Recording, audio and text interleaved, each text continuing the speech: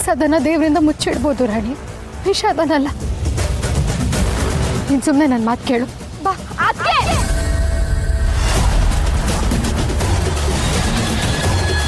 ಅಣ್ಣಂಗೆ ಈ ವಿಷಯ ಗೊತ್ತಾಗಬಾರ್ದು.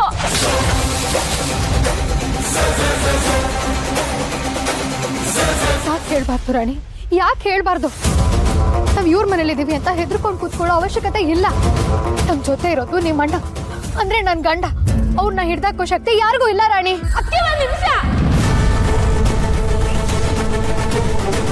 ಅಯ್ಯೋ, ತಪ್ಪಾಯ್ತಕ್ಕೆ ನನ್ ಕೂಗ್ಬಾರ್ದಿತ್ತು.